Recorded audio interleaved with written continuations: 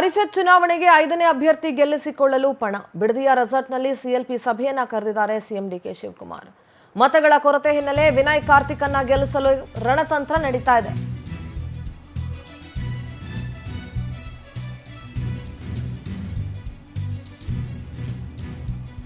ಪರಿಷತ್ ಚುನಾವಣೆಗೆ 5ನೇ ಅಭ್ಯರ್ಥಿಯನ್ನ ಗೆಲ್ಲಿಸಿಕೊಳ್ಳೋದಕ್ಕೆ ಪಣ ತೊಟ್ಟು ಬಿಡದಿಯ ರೆಸಾರ್ಟ್ನಲ್ಲಿ ಸಿಎಲ್ಪಿ ಸಭೆ ಕರೆದಿದ್ದಾರೆ ಸಿಎಂ ಡಿಕೆ ಶಿವಕುಮಾರ್. ಮತಗಳ ಕೊರತೆ ಹಿನ್ನೆಲೆ ವಿನಯ್ ಕಾರ್ತಿಕ್ರನ್ನ ಗೆಲ್ಲಿಸುವ ರಣತಂತ್ರ ನಡೀತಾ ಇದೆ. ಸಿಎಂ ಡಿಕೆ ಶಿವಕುಮಾರ್ ಆಪ್ತರಾಗಿದ್ದಾರೆ ವಿನಯ್ ಕಾರ್ತಿಕ್. ಅತ್ತ ಮತಗಳ ಕೊರತೆ ಇದ್ರೂ ಅಭ್ಯರ್ಥಿಯನ್ನ ಜೆಡಿಎಸ್ ಕಣಕ್ಕಿಳಿಸಿದೆ. ಹೀಗಾಗಿ ಎರಡೂ ಪಕ್ಷಗಳ ನಾಯಕರಿಗೆ ಗೆಲ್ಲಲೇಬೇಕಾದ ಅನಿವಾರ್ಯತೆ ಇದೆ. 5ನೇ ಅಭ್ಯರ್ಥಿ ಸೋತ್ರೆ ಡಿಕೆ ಇಮೇಜ್ಗೆ ಡ್ಯಾಮೇಜ್ ಆಗುವಂತ ಆತಂಕ ಇದೆ. ಜೂನ್ 18ರಂದು ಮೇಲ್ಮನೆ ಚುನಾವಣೆ ನಡೆಯುತ್ತೆ. 5ನೇ ಅಭ್ಯರ್ಥಿಯನ್ನ ಗೆಲ್ಲಿಸಿಕೊಳ್ಳೋದಕ್ಕೆ ನಾನಾ ತಂತ್ರಗಾರಿಕೆಯನ್ನ ಮಾಡಲಾಗ್ತಾ ಇದೆ.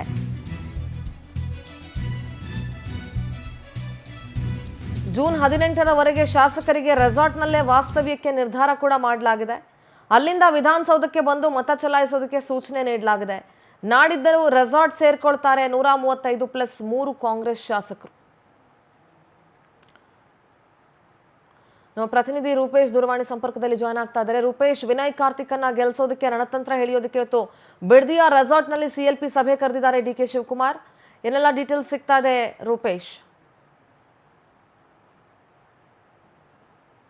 ಚರ್ಚೆ ಆಗ್ತಾ ಇದೆ. ಯಾಕಂತ ಹೇಳಿದ್ರೆ ರಾಜ್ಯದಲ್ಲಿ ಒಟ್ಟಾರೆಯಾಗಿ ಒಟ್ಟು 8 ಸ್ಥಾನಗಳಿಗೆ ಚುನಾವಣೆ ನಡೆದ್ರು ಕೂಡ ಇದರಲ್ಲಿ 5 ಸ್ಥಾನವನ್ನ ಕಾಂಗ್ರೆಸ್ ಗೆಲ್ಬೇಕು ಅಂತಲೇ ಹೊರಟಿದೆ.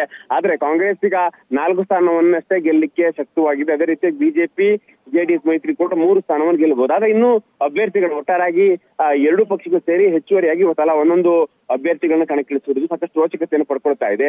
ಇದಕ್ಕೋಸ್ಕರವಾಗಿ ಕಾಂಗ್ರೆಸ್ ತಮ್ಮ ಅಭ್ಯರ್ಥಿಗಳನ್ನ ಅದೇ ರೀತಿಯಾಗಿ ಡಿಕೆ ಶಿವಕುಮಾರ್ ವೈಯಕ್ತಿಕವಾಗಿ ಇಲ್ಲಿ ಗೆಲ್ಲಿಸಿಕೊಳ್ಳಲೇಬೇಕು ಅಂತ ಹೇಳಿ ವಿನಯ್ ಕಾರ್ತಿಕ್ ಅವರನ್ನ ಕಣಕ್ಕಿಳಿಸಿದ್ದಾರೆ. ವಿನಯ್ ಕಾರ್ತಿಕ್ ಅವರು ಕೆಪಿಸಿಸಿಯ ಖಜಾಂಚಿ ಆಗಿದ್ದವರು. ಹೀಗಾಗಿ ಹೇಳಿಕೆಯಲ್ಲಿ ಒಂದಿಷ್ಟು ದೊಡ್ಡ ಮಟ್ಟಿಗೆ ಪ್ರಯತ್ನವನ್ನು ಪಡ್ತಾ ಇದ್ದಾರೆ. ಇದಕ್ಕೋಸ್ಕರವಾಗಿ ಈಗ ಶಾಸಕಾಂಗ ಪಕ್ಷದ ಸಭೆಯನ್ನ ರೆಸಾರ್ಟ್ ನಲ್ಲಿ ಕರೆದಿದ್ದಾರೆ. ವಂಡರ್ಲಾ ರೆಸಾರ್ಟ್ ನಲ್ಲಿ ಒಂದು ಸಭೆಯನ್ನು ಕರೆದಿದ್ದು ಅಲ್ಲಿಂದಲೇ ಬಂದು ಮತವನ್ನ ಚಲಾಯಿಸಲಿಕ್ಕೆ ಸೂಚನೆಯನ್ನು ಡಿಕೆ ಶಿವಕುಮಾರ್ ಅವರು ಕೊಡೋರಿದ್ದಾರೆ ಅನ್ನುವಂತ ವಿಚಾರಗಳು ಕೂಡ ಗೊತ್ತಾಗ್ತಾ ಇದೆ. ಇಲ್ಲಿಗ ಅಂದ್ರೆ ಕಾಂಗ್ರೆಸ್ಗೆ ಹೆಚ್ಚು ಮತಗಳ ಅಂದ್ರೆ ಈಗ ಹೆಚ್ಚುವರಿ ಮತಗಳು 2 ಮತಗಳು ಬೇಕಾಗತ್ತೆ.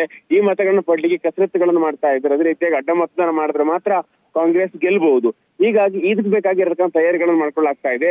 ಈ ರೆಸಾರ್ಟ್ಗೆ ಕೇವಲ ಕಾಂಗ್ರೆಸ್ಗೆ ಮಾತ್ರ ಅಲ್ಲ, ಅಲ್ಲಿ ಒಂದಿಷ್ಟು ಪಕ್ಷೇತರ ಅಭ್ಯರ್ಥಿಗಳಿದ್ದಾರೆ. ಅದೇ ರೀತಿ ಬೇರೆ ಬೇರೆ ಪಕ್ಷದ ಅಂದ್ರೆ ಈಗ ಸಣ್ಣ ಪುಟ್ಟ ಪಕ್ಷಗಳು, ಉದಾಹರಣೆ ಲತಾ ಮಲ್ಲಿಕಾರ್ಜುನ್ ಇರ್ಬೋದು, ಅದೇ ರೀತಿಯಾಗಿ ಪುಟ್ಟಸ್ವಾಮಿ ಗೌಡ ಸೇರಿದಂತೆ ಅತೃಪ್ತರಿಗೆ ಕೂಡ ಆಹ್ವಾನವನ್ನು ಕೊಟ್ಟಿದ್ದಾರೆ. ಅತೃಪ್ತಲ್ಲಿ ಯಾರಂತ ಎಸ್ ಟಿ ಸೋಮಶೇಖರ್ ಇರ್ಬೋದು, ಶಿವರಾಮ್ ಹೆಬ್ಬಾರ್ಗೂ ಕೂಡ ಹಿಂದೆ ಬೇರೆ ಬೇರೆ ಸಭೆಗೆ ಬಂದಿದ್ರು. ಈ ಸಭೆಗೂ ಕೂಡ ಬರುವಂತ ಆಹ್ವಾನವನ್ನು ಕೊಟ್ಟುಕೊಳ್ಳಲಾಗಿದೆ.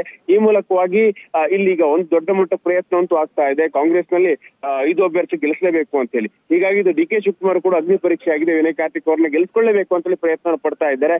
ಈ ಮೂಲಕವಾಗಿ ಬೇರೆ ಬೇರೆ ರಾಜ್ಯಗಳನ್ನು ನೋಡಿದ್ವಿ. ಮಧ್ಯಪ್ರದೇಶದಲ್ಲಿ ಅಂದ್ರೆ ಮೀನಾಕ್ಷಿ ನಟರಾಜನ್ ಪ್ರಕರಣ ಸಂಬಂಧಪಟ್ಟಂತ ಕೂಡ ಒಂದಿಷ್ಟು ಗೊಂದಲಗಳಾಗಿತ್ತು.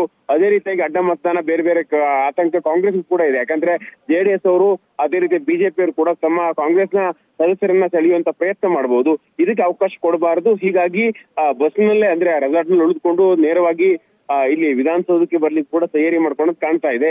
ಹೀಗಾಗಿ ಅಂತಿಮವಾಗಿ ಇವತ್ತು ಈ ಸಭೆಯಲ್ಲಿ ಶಾಸಕಾಂಗ ಪಕ್ಷ ಸಭೆಯಲ್ಲಿ ಎಲ್ಲವೂ ಕೂಡ ನಿರ್ಧಾರ ಆಗುತ್ತೆ. ಸಿಂಧೂರ.